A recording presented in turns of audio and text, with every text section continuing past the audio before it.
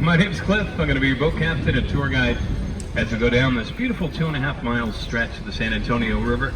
I do have a few quick safety rules to go over before we get started. There is no standing, no smoking.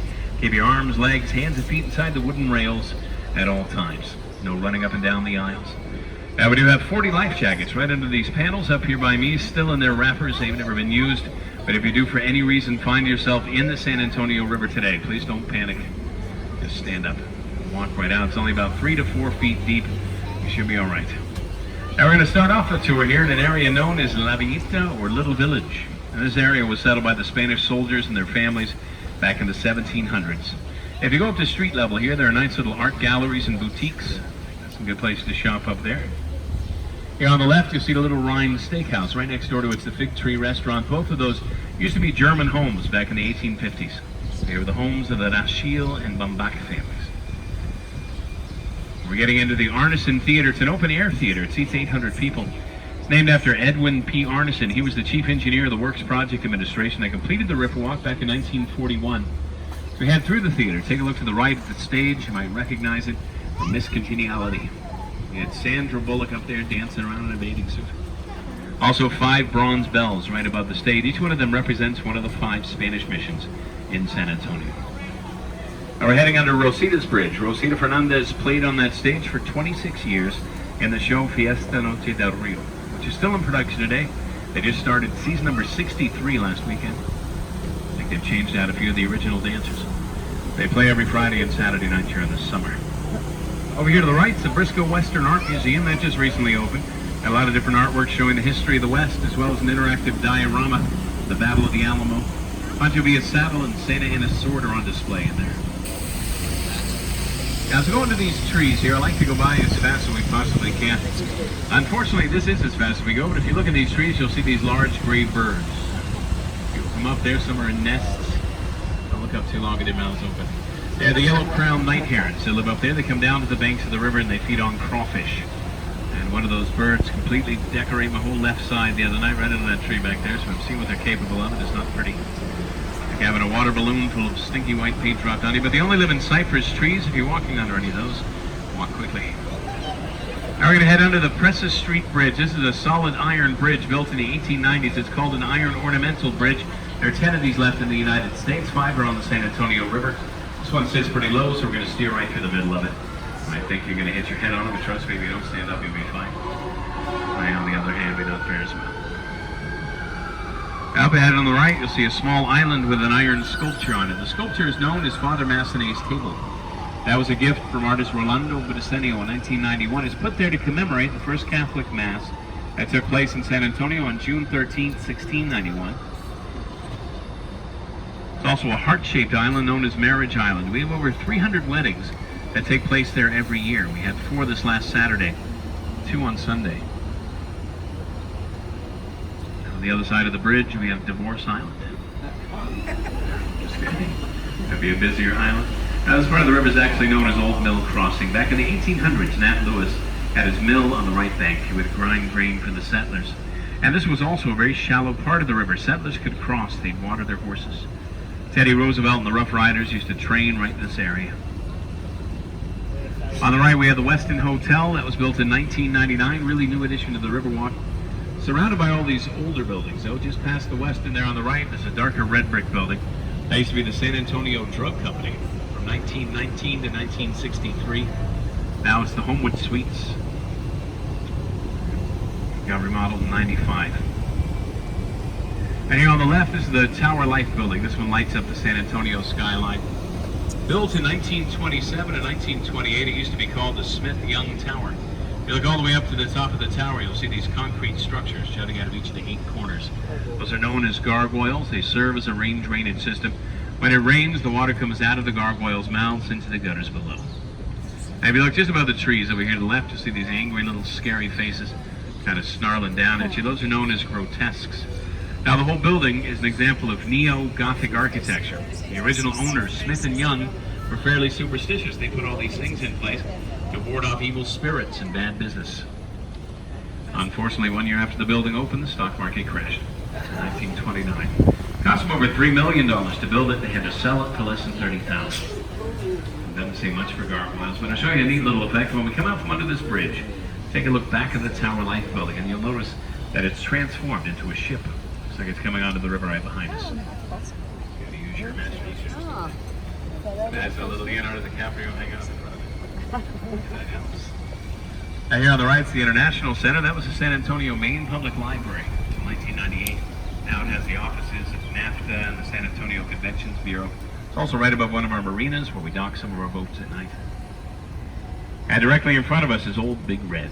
It's a Bexar County courthouse built in 1896. It's made of red sandstone and granite. One of the oldest and largest continuously operating courthouses in Texas.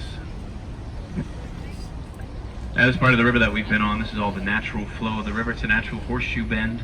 The river flows to the left. We're going to head to the right into a man-made part. We're entering into the flood channel. We're just leaving through floodgate 4.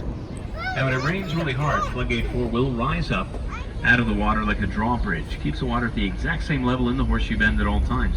There's never any flooding back there. The hotels, the mall, the restaurants, they're all completely safe from flooding. Now, it doesn't rain very often in San Antonio, if you believe that. Quite a bit last night. That's for the last few weeks, but that's not typical. When it does rain, it can rain really hard, really fast. And flooding used to be a huge problem for downtown. In 1921, we had a flood that caused a lot of deaths, did a lot of property damage. So the Army Corps of Engineers came in here, built this flood channel for us, and that put an end to all our downtown flooding problems. There were a lot of prominent businessmen that wanted to fill in and pave over that other part of the river we were just on, make room for more buildings and streets. But lucky for us, 2 women had the foresight to put a stop to that. Emily Edwards and Rena Maverick Green, they formed the San Antonio Conservation Society in 1924. Now, be curious about these locks over here. To the left, there's a church nearby.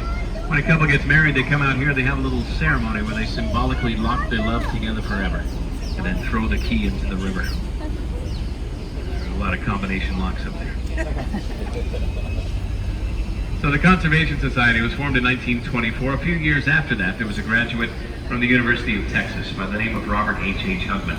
And he designed the entire riverwalk at the age of 27.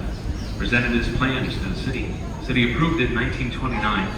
Still wasn't completed until 41, after the Works Project Administration took over. But Hugman is still known as the father of the riverwalk. He designed every walkway and staircase, every planter, lamppost, and bench. Everything you see in the horseshoe bend is pretty much Hugman's design.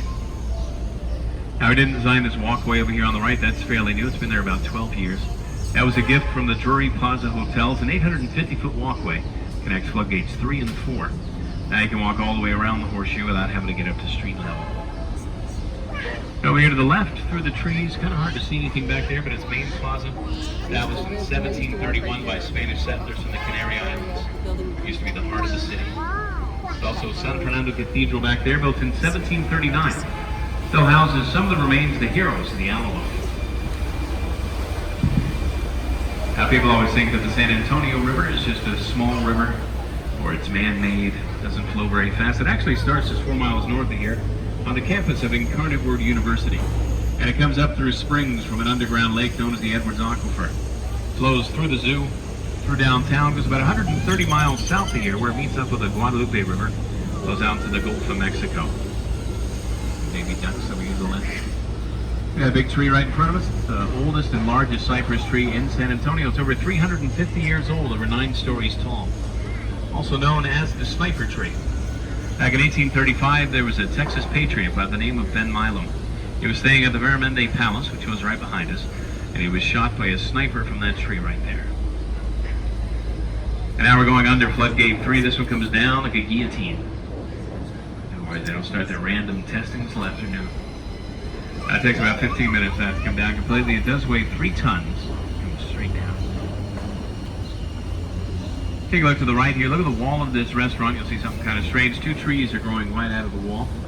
There's a box alder on top. There's a fig tree right below it. The fig tree actually grows right through the center of the trunk of the box alder. Nobody's really sure why those trees are there. If you go on the inside of the restaurant, you don't see the other ends. They're literally growing right out of the wall. Say they started growing back in 1921 after the big flood. Growing there ever since. And here on the left is the Drury Inn and Suites. That used to be the City Public Service building back in 1921.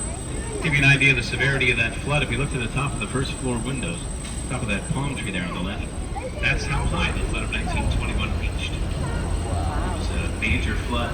Great example of how we like to take an old building, give it a second chance at a new life here in San Antonio. We try not to tear anything down if we can help it. Coming up on the right, you'll see tourists in their natural habitat. Another one of our ticket locations is at the Aztec Theater. Aztec over here to the right was opened in 1926. It used to show silent movies. It just finished about a 3-year-long run with a country and western show known as San Antonio Rose Live. We have another live music venue on now. Rumor has it in the next few months the House of Blues will be moving in. Should be something to look forward to. One of the last remaining Mayan theme theaters left in the United States. We're about to go under Salinas Bridge, named after late singer Selena Quintanilla. She was photographed on this bridge as well as Jennifer Lopez, played her in the movie Selena, also partially filmed right up here.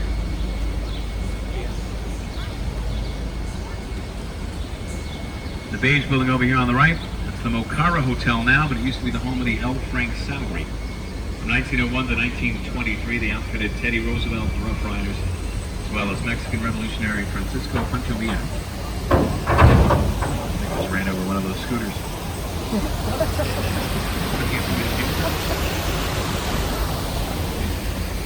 Here on the left is La Mansión del Rio, or Mansion on the River. It used to be the site of the St. Mary's School for Boys back in 1853. And it was the St. Mary's Academy and the St. Mary's Law School. In 1966, 2 former students from the law school purchased the building. They remodeled it, opened it up for Hemisphere in 1968. We're going to head under the Navarro Street Bridge. And we come out from under this bridge, I'm going to show you a really cool optical illusion. We come out from under the bridge, everyone take a look up and to the left, and where once stood a 26-story, 3-dimensional building will have been replaced by a 26-story, 2-dimensional wall that will take away falling down the top of it. Take a look up and to the left. Wow. That's the next hospital right there. It's built in 1930. One of the country's first full-service, full air-conditioned hospitals. Everything from ambulance service to daycare and indoor parking. Carol Burnett was born in that hospital, as well as Oliver North, Michael Nesbitt from the movies. Still a hospital today. This part of the river here is known as South Bank. This is where you're going to find a lot of the nightlife on the Riverwalk. I think it might be kind of quiet tonight, but on a typical Friday or Saturday night, people will be lined up on the sides of the river screaming at every boat that goes by, throwing things on the boat drivers. I don't recommend that. Right in front of us is the Hyatt Regency. That was built in 1981. Has everyone made it to the Alamo yet? Yes. The Alamo is just on the other side of the Hyatt. If you're interested in going, it's a great way to get there. As you come around the bend and take a look to the left, you see these glass doors.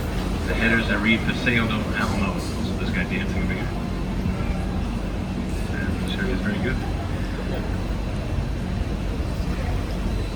When you get to the top, it puts you right across the street from the front of the Alamo. Now, an interesting side note about the Hyatt Regency, when it was being designed, it had to meet strict height requirements. It wasn't allowed to cast a shadow on the Alamo at sunset.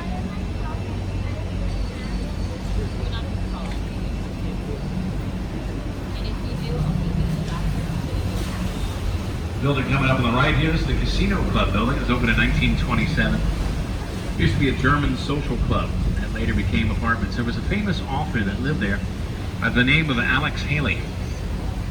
He wrote a lot of books that became movies. Probably most notably was Roots. He lived there. Also actor Tommy Lee Jones lived in that building for just a little while. Now, getting into my favorite part of the Riverwalk, this is River Square. This is where you're going to find the majority of the restaurants. The tantalizing aromas. Have you seen the dining boats yet with the people eating on them?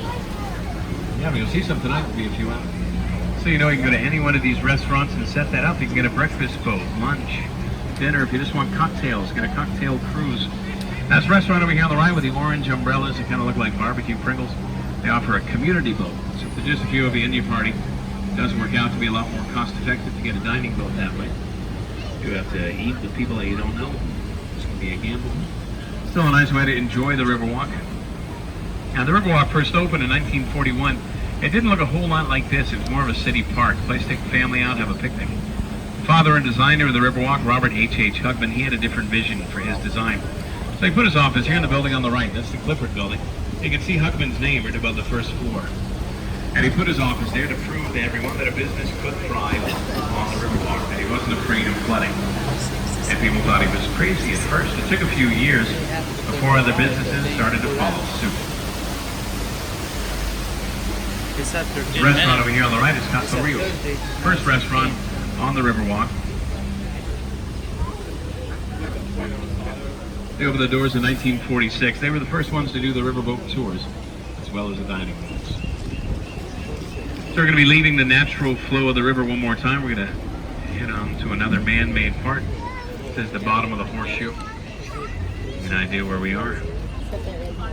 This part of the river that we're entering was built in the 1960s for Hemisphere. Now, if you're not familiar with what Hemisphere was, it was kind of like the World's Fair. Came to San Antonio in 1968. We had 7 million people coming to town for Hemisphere over the course of 6 months. So they built this part for people to take river taxis, the natural flow of the river to get to the convention center. That's where we're headed right now. And people loved the Riverwalk so much during Hemisphere, they kept coming back, bringing their families. Tourism really started to grow as a result of the Hemisphere of 1968 and kind of put us on the map. Now, if you ever want to move to San Antonio, if you live here already, want to open up a business, we have the Chamber of Commerce on the left. They have all kinds of information for you. This message brought to you by the Chamber of Commerce. Now, since this is a man-made part of the river, there's no natural flow to it. This part of the river is lined with concrete. The rest of the river has a mud bottom.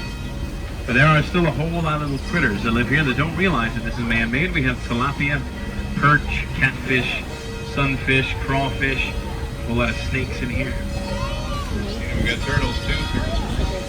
Think about this waterfall over here to the right. This waterfall helps keep the water flowing, keeps it filtered and aerated. All the little critters alive with that.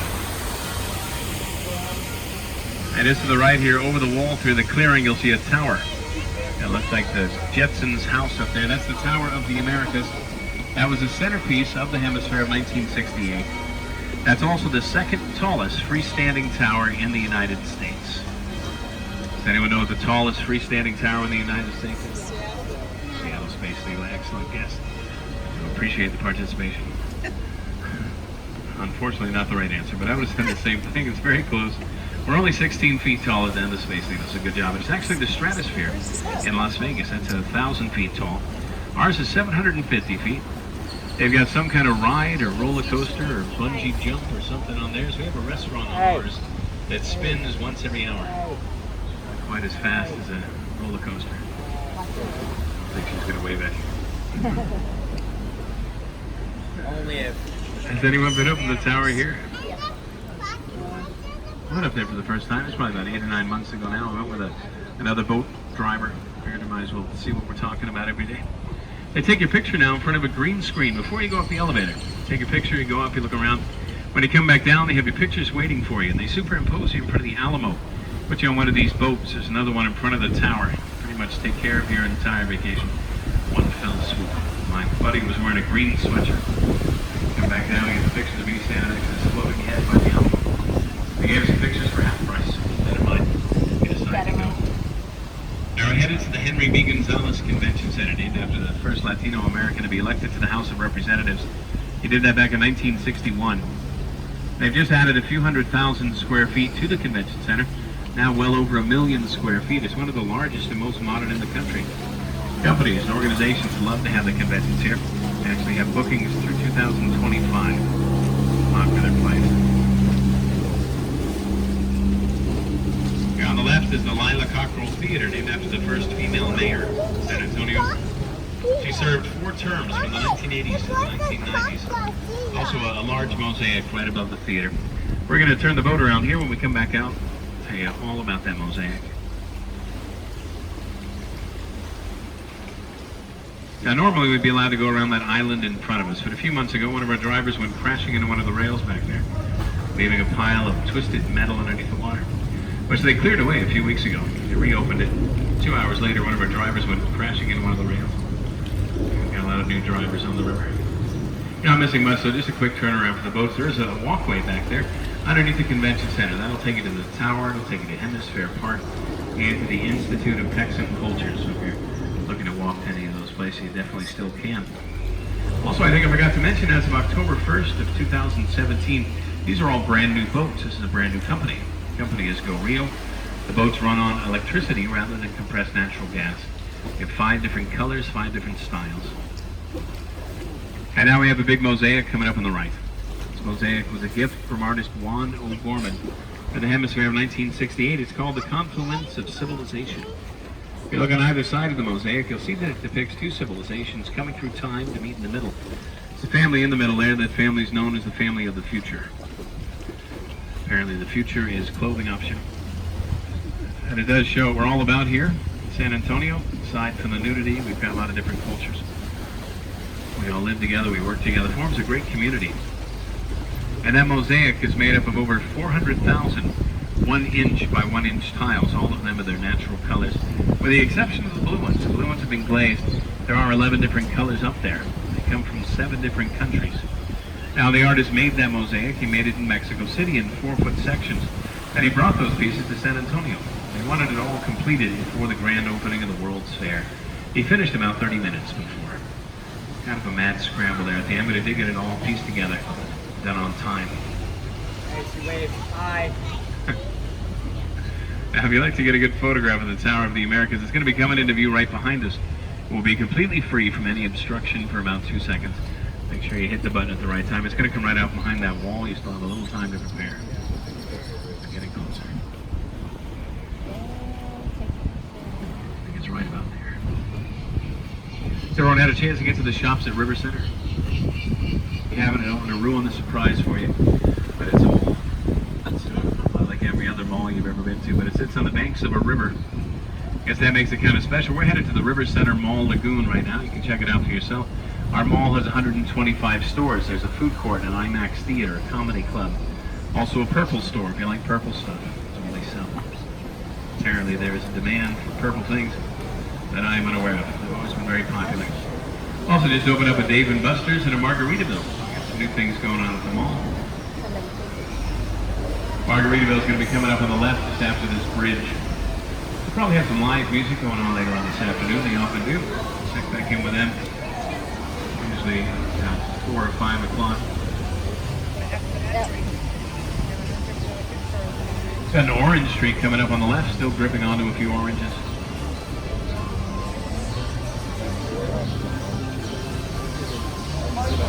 We have a lot of fruit trees on the river. We have orange, lemon, lime, banana, papaya, avocado, pomegranate, and fig. Also a new section of the river. We won't cover on the tour. It's an extra 1.2 miles that's been added in the last 10 years. It's called the Museum Reach. It opened May 30th of 2009. Now you can still get there by boat, just not one of these boats. And take one of our Rio taxis, or Rio shuttles. If you're not familiar with the Rio shuttles, they look exactly like these boats, except it says shuttle on it. If you're looking to get from place to place on the river and not have somebody tell you about everything, that's the way to do it. Catch them at any one of our 14 Rio shuttle stops scattered throughout the river. They'll have a blue sign with a number on it. They'll take you up there, they'll take you through a lock, you'll raise 9 feet, and out to the Pearl Brewery, which is now the Hotel Emma. A lot of different shops and restaurants up there. They do a farmer's market on the weekend.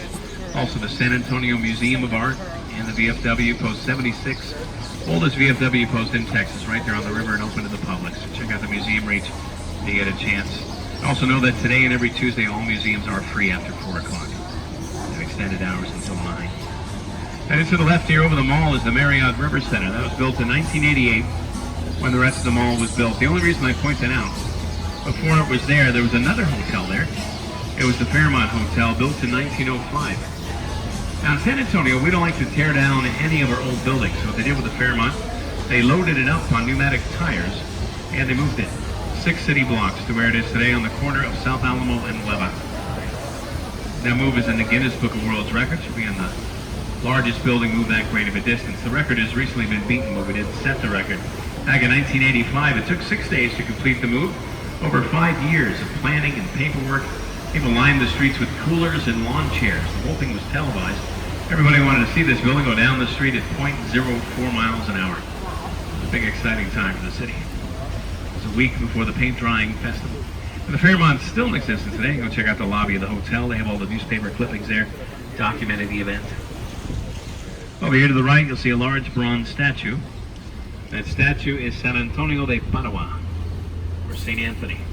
St. Anthony was a friar in the 12th century from Portugal. That statue was a gift from Portugal for the hemisphere of 1968. And St. Anthony had a huge role when it came to the naming of this river. When the Spanish explorers first came upon the river, it happened to be June 13th, 1691, which is the feast day of St. Anthony. So they called the river the San Antonio River. Now prior to that, the river was known as Yanaguana, which is a Payaya Indian dialect that means place of peaceful waters. It is up to the right here through the trees up at street level. You'll see the top of the church steeple. St. Joseph's Catholic Church up there is built in 1868. And it was built by German settlers. Now back in the 1800s, this whole area was hugely populated by Germans. They wanted to have a church where they could have mass in their own language. So they built themselves a church. Now to this day, every fourth Sunday of the month, they do all the services completely in German. They have a choir that comes in by the name of Liederkranz. They sing all the hymns in German as well. I believe that's going to be this Sunday. So if you're still in town and you're yearning for a German sermon, Germans, check it out. Up to the left here after this tree, you'll see the Hilton Palacio del Rio, or Palace on the River. Give you a little bit of history behind that hotel up there. So 1968, we had the World's Fair Hemisphere thing going on. 7 million people coming to town for it. We didn't have a whole lot of places to put them. And that hotel was booked solid 14 months before Hemisphere. All 500 rooms were completely booked. The big problem with that is there was no hotel there. It was just an empty space. So they needed to get a hotel built very quickly. What they did is they called on a graduate from Texas A&M University by the name of H.B. Zachary. And how he did it is about 8 miles south of here. He constructed every room. They played with the carpet on the floors, pictures on the walls, soaps in the dishes, towels on the racks, Bibles in the drawers. The beds were made. He loaded those rooms on flatbed trucks, drove them into town, hoisted them up by crane, and stacked them one on top of another like Lego blocks. About to come in front of the building here. It's going to be on the left. When we do take a look past the first 4 floors, you'll see that every room after that is identical in dimension. And this building is also in the Guinness Book of World Records for being the fastest constructed modular building of its size. They completed the entire project in just 202 working days. Took weekends off, so it was about 9 months' time. When they finished, it was just 3 days before Hemisphere. Really close call. That does just about take us to the end of the tour. So you can take a look around your seats. Make sure you haven't forgotten anything. Hope you had a great time on the tour. Just so you know, tipping is allowed. It's